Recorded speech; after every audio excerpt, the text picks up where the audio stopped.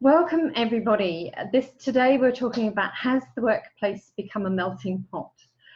Really sorry that we couldn't do this live. We had a few technical issues, as Rihanna told you earlier. But we're here finally, and welcome to the session, and welcome Anna.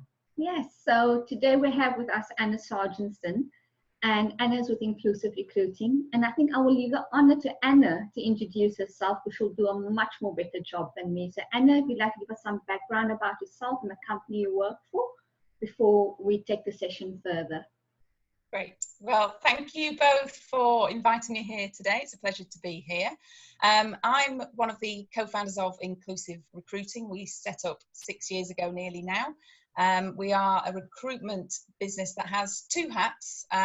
We very much set up to focus on providing diversity within the recruitment industry, and very much pride ourselves on always providing diverse shortlists to our clients and challenging our clients and challenging the status quo of the current recruitment market. And then we quickly realised that more work needed to be done and launched our workshops division 18 months ago now to work directly with organisations to tailor their internal recruitment process and the challenges that they face. Okay, sounds interesting. And I guess, you know, what some of the questions we're going to ask you today, we'll get some more insight in terms of what you do as a business and how you apply that within your business. I think maybe just to kick off with, you know, organizations are growing. If you look at the makeup of organizations, people from different race, culture, backgrounds, different countries, I see, as our topic said, you know, has the workplace become a melting pot? I see this whole thing as a melting pot. So if one looks at organizations, how would you describe a multicultural organization? For me and for us, I think a truly multicultural organization is having that diversity across all levels and all departments. It's ensuring that it's throughout the organization. It's not just in one space, one division, one geographical location. For an organization to be truly multicultural, it's got to be embedded throughout. Very often we can see organizations who shout and promote their diverse workforce and increasing diversity, but when you look into that, it's very much at the lower level, or it's in one specific area or location, and that doesn't demonstrate a truly multicultural organization. Okay, and maybe just another question linked to that, because like you said, looking at the levels, and when you look at appointments taking place, it's more at the junior levels and the senior levels. And there's something that, you know, a question I posed to Alison earlier on, and maybe you can assist us with this dilemma. When we talk about diversity, we tend to look only at race and gender. And how do we open it up in terms of looking at, is it people with disabilities? Yes. And it's wider than just race, gender, and disability. You've got transgender within happening within society these days as well. So how do we include all of that?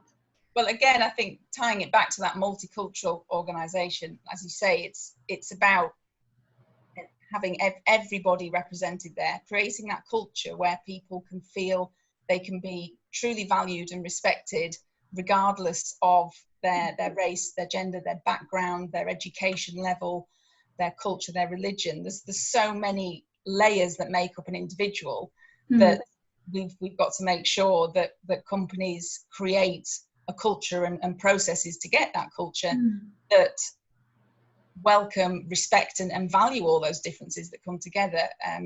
As you rightly say, there's a lot of work being done focused on the gender pay gap. We all know about that, and getting women back into work. And indeed, it's one of our key focuses as well, of the amount of senior talent that is lost because they've had a career break. But it is so much wider than that. Even in that space, gender itself, you can't just put women on one side and, as you say, men on the other. There's a whole other group of individuals there who don't associate themselves with male or female.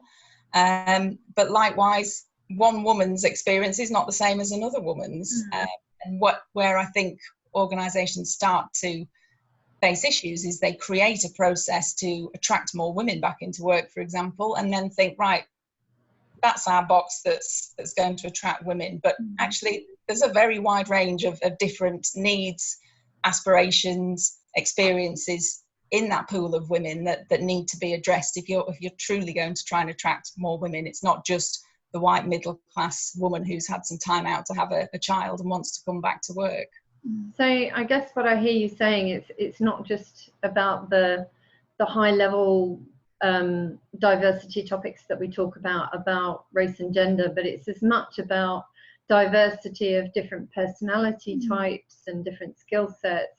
So a diverse workforce is all of those things that actually give you the depth and breadth of the different experiences to make up the team.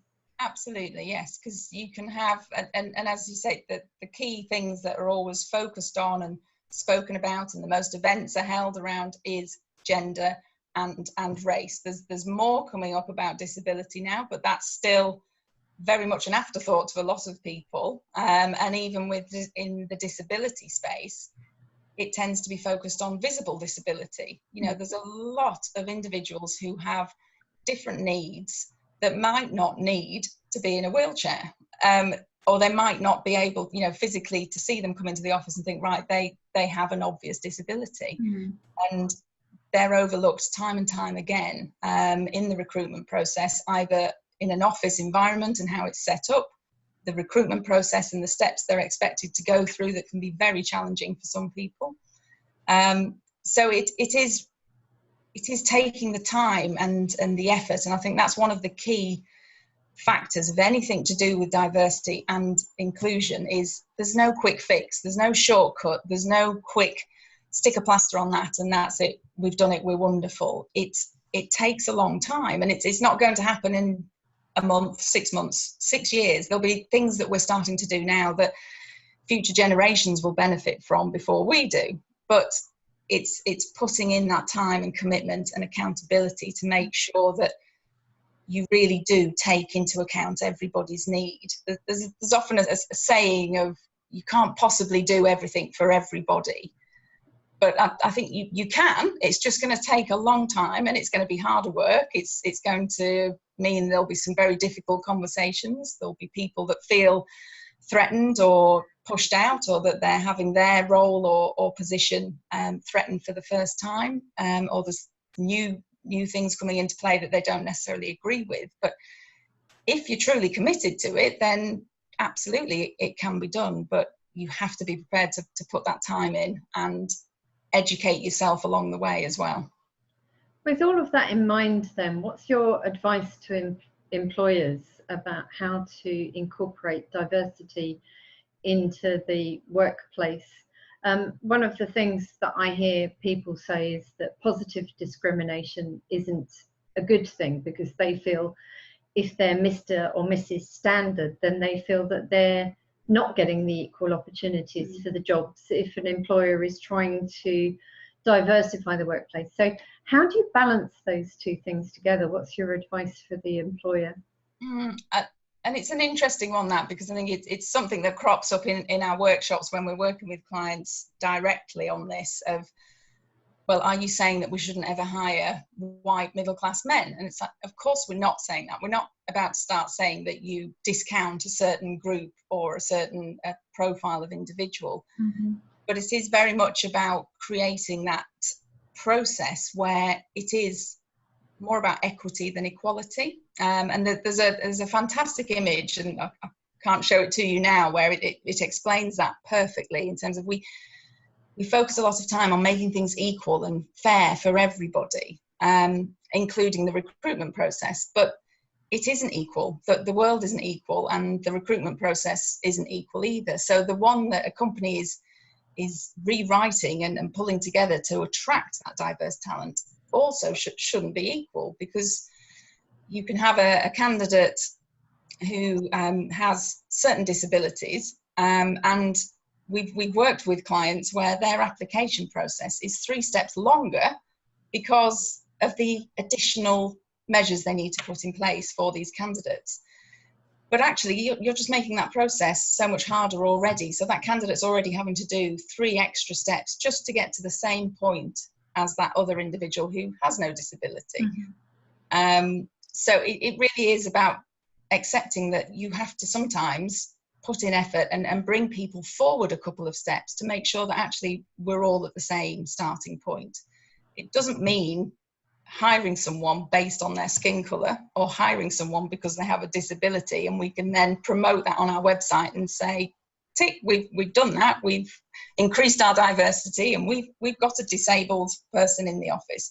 It is about ensuring that those candidates can have a fair and equal chance as everybody else to get through that process, and have the equal opportunity to get that role at the end of it, and not be made to feel that they've required a lot more effort to get them there. The effort should be on the employer, not the individual. I think that's key. So there's a whole host of ways that organisations can increase their diversity, and obviously that starts hugely with how they hire, and stop hiring the same people, the same profile, from the same pool, from the same job advert, from the same specification, the same education requirements.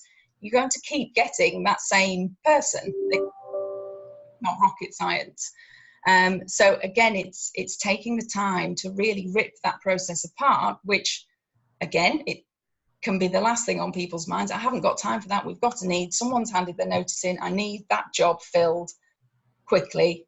Here's the advert, post it out where we always do, and there we go, we get what we've always got. So it's taking that time to say, right, we're going to stop here, and actually we're going to rewrite it, reword it. What have we got in there that's putting people off? Do we really need that level of education? Do they have to have come from a Russell Group university? If so, why? Do they have to, be able to do certain key parts of the role? Can we offer flexible working? And if so, what does that look like? Is there a job share option? What have we got in here that would make a candidate with any form of disability want to apply for this job? And what's our interview process? Who's interviewing these candidates? Is it the same panel time and time again? Is there any representation in there of other individuals, so people can come in and see someone who resembles them, who they can relate to?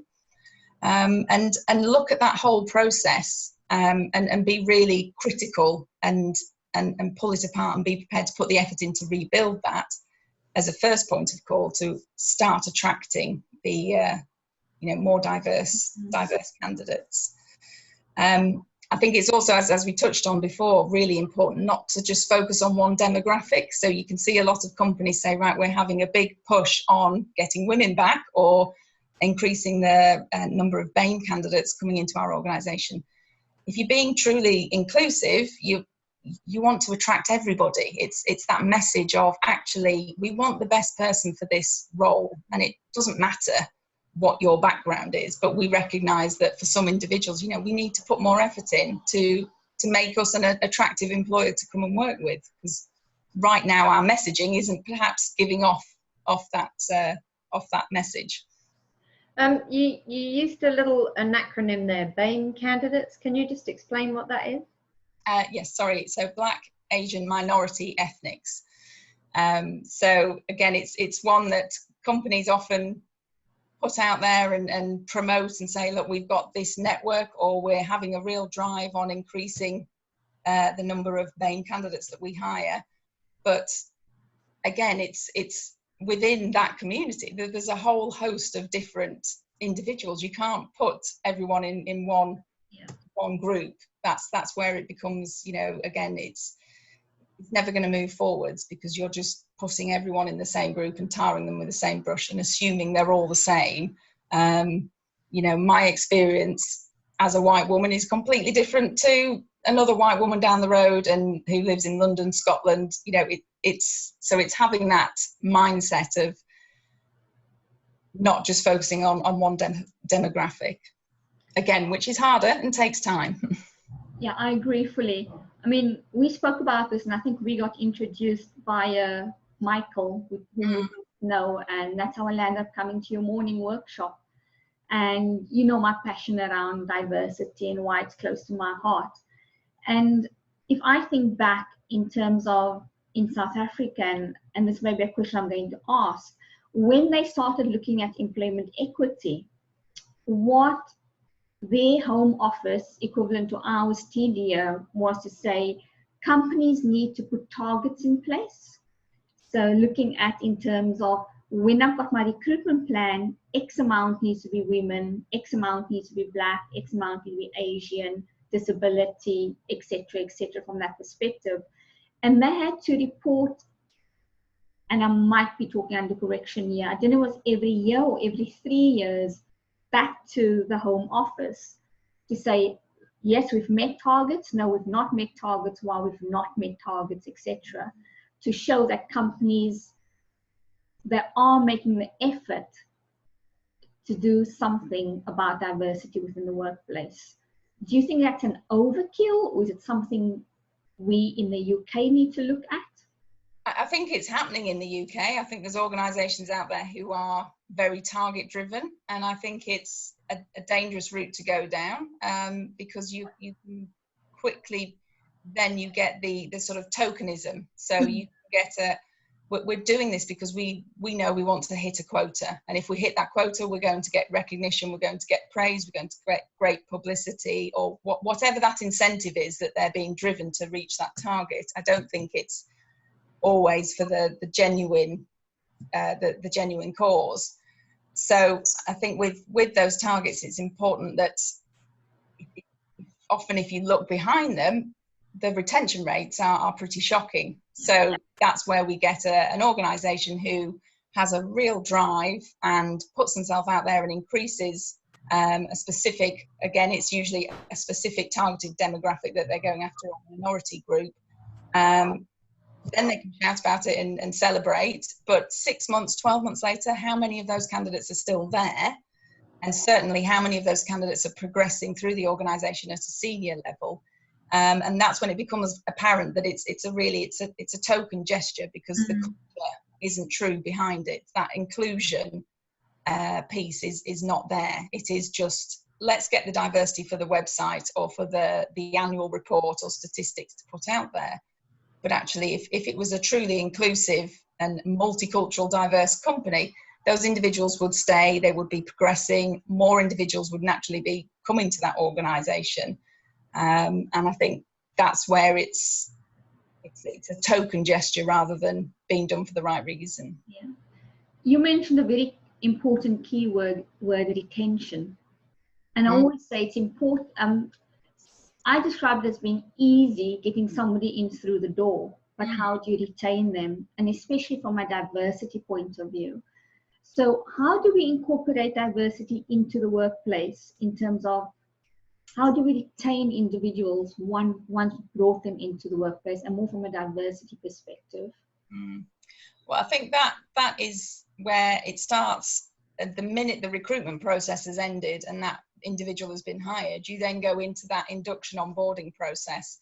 And again, how much time and effort an organisation has put into creating that process to be truly inclusive is a huge indicator of what it's going to be like ahead.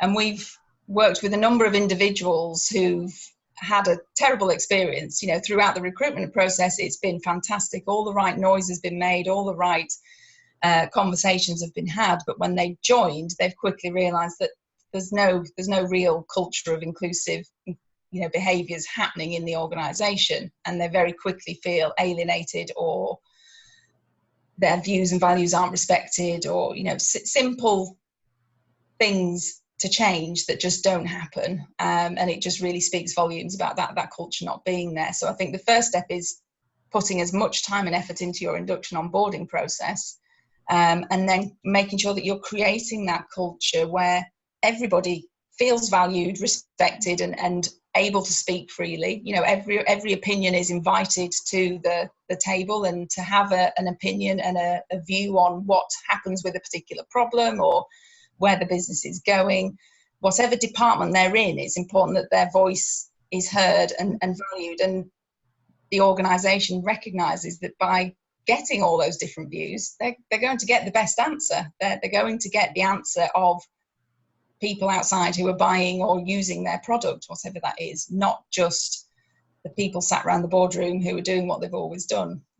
So that culture of having a voice and being able to use it and being respected and feel that your opinion is valued and worthwhile and will be taken on board, rather than that's not the way we normally go, so just keep quiet and stay in the corner, I think is a key thing there as well. That's a really good point about valuing differences. And you also mentioned about flexible working earlier. So what sort of things can companies have in place, or what should they have in place to actually value differences? And what are employees actually looking at from that perspective? And what are the external people looking at a company, deciding who to buy from? What sort of things are they looking for that the company would be doing? Yeah, well, and I think just on that note as well, externally, you know, organisations must remember that every future potential employer is researching them before they even apply. So if a company is not getting the number of diverse candidates even applying in the first place, which is often one of the biggest questions we get asked, it's not we can't get them through the door, we can't even get them to apply in the first place. We are just getting the same cardboard cutout of applications. So it's looking at, again, what's your messaging, what are you doing, what events are you holding, what's on your website, what's on your Twitter feed, what's going on, you know, and individuals can quickly tell if that's authentic and true, or if it's just, again, another token gesture of, oh, we're jumping on this week because it's a specific week celebrating something, so we're going to go all out, and then we never mention it again all year, or we hold one event a year in line with that for the calendar, but aside from that, it's forgotten. You know, what are your anti-bullying policies on what are your policies that are available to be seen on your website about how, you know, your culture is in the workplace and how people are treated and expected to be treated. So from an external point of view, it's critical, like you say, not just customers but future employees. Certainly, I think nowadays it's all out there for everybody to see. There is nowhere to hide, and it's very easy to see the companies that are being genuine and those who are just, no matter how big their budgets are, you know, it's still easy to put on a great show, but you can see through it that it's not really embedded in the organisation. I think it comes back to, again, that communication piece is critical. So make sure that you build this culture of communication to make sure that whatever your background, and importantly, as we said earlier, it's not just, are you male or female? Are you, you know, what colour is your skin? It's so much more than that. What's your, you know, life experience? What's your education? What's your socioeconomic background? Your religion? There's a whole host, and it's making sure that people feel they have a voice that is respected and valued, regardless of that, you know, where they've come from, what they look like. You could have two people who on paper have exactly the same background, they maybe the same race, gender, religion, but they could look completely different, you know, just different dress sense, different. We've got to get over this thing of we create one normative group, and if you stray out of that, then you're the, you know, you're the wild child, you're the one that's a bit strange or a bit left field. It's like, value everybody brings something different, and who's in that position where they can be the one to say that's not right, or that's normal, or that's not normal. Make sure that we really appreciate the different contributions. So again, don't just ask for them but then not listen to them or act on them. Make sure that when you are having these open forums and getting people to contribute, that you then implement that, you take action, you know, ask individuals, what can we do as an organisation to, you know, be more inclusive. Don't try and sit, you know, again, just three people at the top think, well, we'll do this. Use the people, use your team around you, and admit what you don't know. You know, nobody knows it all. So again, there's no shame in saying that you want to learn and you need to improve. We have to if we're going to get better, and understand what's really needed. I think what you mentioned is very critical in terms of ask, you know, and ask others for their opinion and their input. And And I know within a bigger corporate organization, it's easier because you've got the bandwidth of people. But working with smaller organizations, two arguments from their side. One, I'm a small business. This doesn't take up too much time. How do I implement this within my business? And then secondly, how do I incorporate this if I don't yet have a diverse workforce? So what would be practical examples you can give specifically for small businesses that they can implement as quick wins? I think the first thing is admitting that they recognise they need to improve.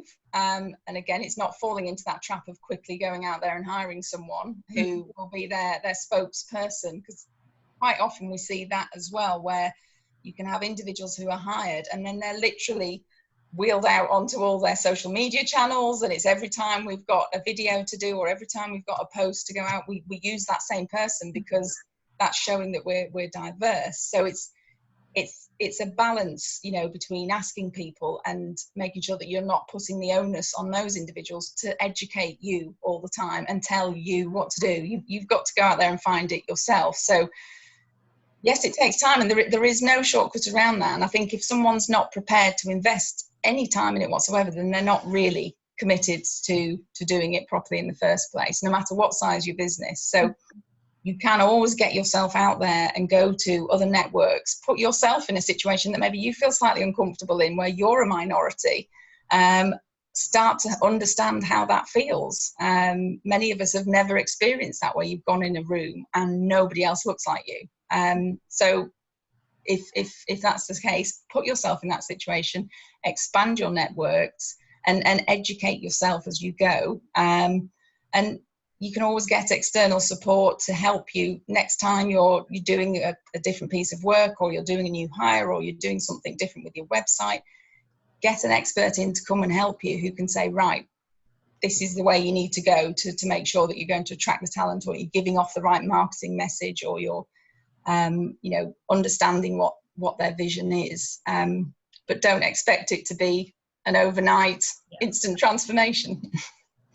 What are the challenges with things like that? If you think about the different generations, we talk about boomers and Generation X, Generation Y, millennials, all of those sorts of things. How do the expectations differ? How do the packages that employers offer, are they meeting the mark? We're talking about communication as well. All of those things into the melting pot. How do you balance that against the different generations and their different ways of being? What are the challenges? And again, I think that's just another element of diversity, isn't it? The different demographics. We're, for the first time, we're in a situation where we've got 5 different generations in the workforce potentially. So you could have an organisation who's got one end of the spectrum just coming in, at sort of 18, 19, and someone who's approaching 70 and has no intention of stopping anytime soon, and everyone in between. So again, there's going to be some clashes, there's going to be a lot of difference of opinion, a lot of disagreements, but also a huge opportunity for organisations to really make that a unique plus point for their business. Think of all the different perceptions, different ideas, different lived experiences, views that, again, you can gain on to put your business, service, product, whatever it is, out there to reach the market. Unless you're specifically targeting a certain age group and you're not interested in anybody else, then why wouldn't you want that mix? There are obviously, there's sort of key labels that are giving out for the different generations, and there's a lot of information out there where you can say, right, well, Gen Z look like this, baby boomers do this. And again, you've got to be careful of not just putting everyone into that box. But it's very well known, the generations coming up are obviously, they've grown up in a connected world since they were tiny. They're used to having multiple things on the go at once. I know we were with a client last year, and they said, one guy who was a manager said, I couldn't understand how this individual had like 6 devices on their desktop at once. You've got phones, iPads, laptops. and they're working and they're doing it, and it's just normal to them. You know, to other generations that's completely alien and stressful, and how on earth are you getting that done?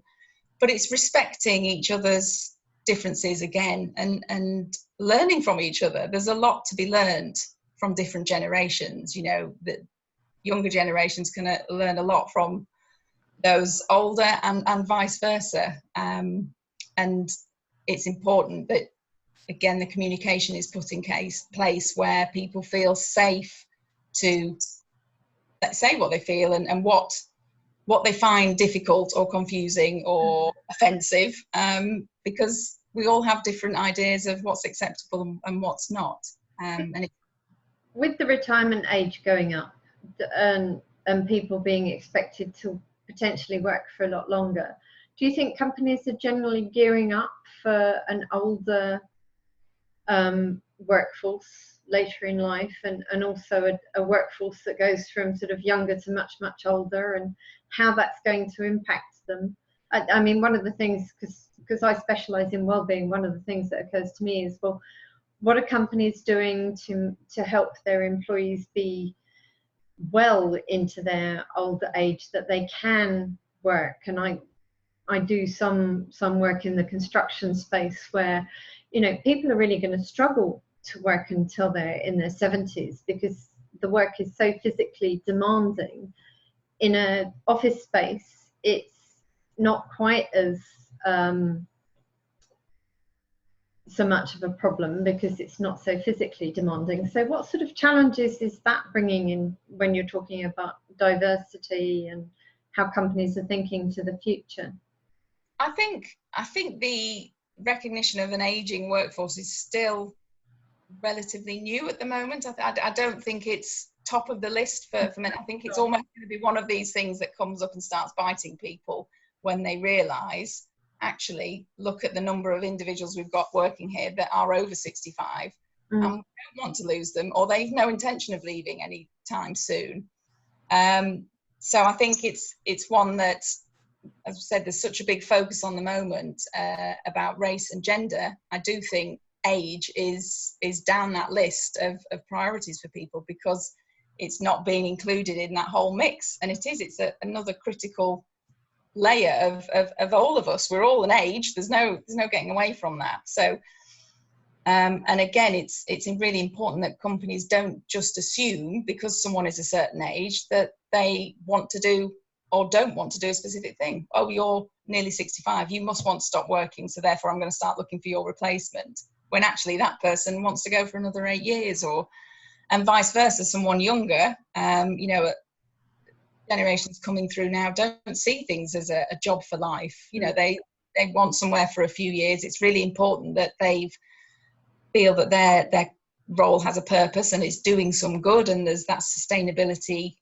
issue tied around it, and now as a main motivator. And the work-life balance phrase is used a lot more, because people don't want to work 70 hours a week for, you know, till the end of their days.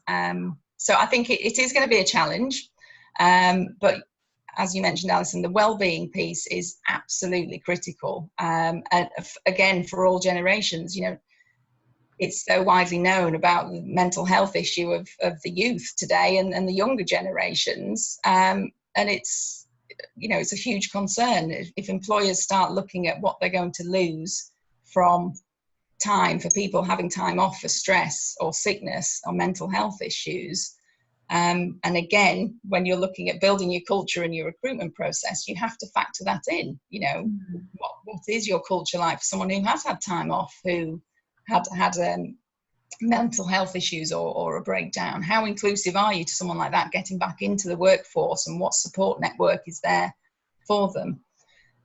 So I think it's a huge area that's going to get louder and louder over the coming years.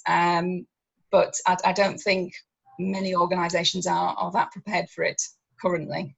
Yeah, I think diversity is something we can talk about forever, if I can use that word. But I'm conscious that, you know, our viewers also have some work to do afterwards, and we have work to do afterwards. But I know we do have another session. We'll be touching on diversity, but from a different angle. And but I think before we close off today's session, I'd like to give you an opportunity just to let us viewers know, our viewers know, in terms of, you know, we spoke a lot about training, things that they can do. What is that you as an organization offer with regard to training?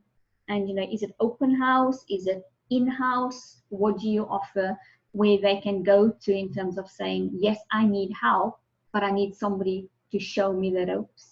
Yeah, okay. So we offer a suite of different training workshops. They're full-day programs, and we tend to go in-house to organisations so we can tailor it specifically to their sector and their current state, because what we don't want to do is suggest that there's a one-size-fits-all and here's a template, and if everybody does that, you'll have a fantastic inclusive recruitment process or induction onboarding. So we have 3 key workshops, which are inclusive recruitment, which is all about your own internal process, everything from how you attract talent, your adverts, where you advertise, your interviews, your panel, really pulling apart that process and then helping and giving up companies the tools to rebuild it so it's inclusive throughout. We then go on to the induction onboarding piece, because as we said, there's no point doing this wonderful recruitment process if you're not going to follow it through afterwards with the induction onboarding piece and make sure that you're retaining your talent. And then inclusive leadership, because what we can find is individuals who are not used to managing diverse teams can be another key reason why they don't have good retention rates. If those individuals don't feel that culture is there, they're not being valued, they've not got that genuine opportunity to progress and contribute to that organisation, why would they stay?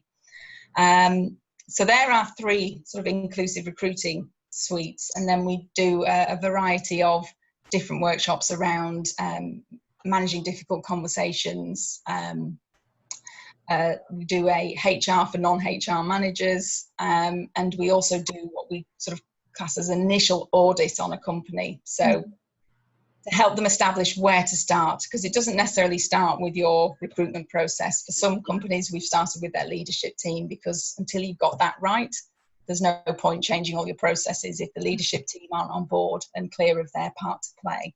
And our workshops, they're full days, they're intense, but they're very interactive. The first halves are very much about, you know, having the difficult conversations. There's, you know, exercises we do to really put people in situations they've not been in before and make them think differently and try to understand how other individuals may feel in certain situations. And then the second half is really about giving companies that toolkit that they can take away. Not just let's talk about it and how important it is, let's make sure that you leave here and know what to do and who's accountable. Okay, thank you for that. Thank you, Anna, and thank you everybody for listening, and we hope you'll watch this video at a later date and put your comments in the field, and one of us or Anna will be able to respond to you directly with any questions that you might have. We hope that's given you some food for thought and that you found the discussion interesting, and we look forward to seeing you again next week. Thank you, Anna, and we'll chat to you again later on another topic. Thank you very much. Bye.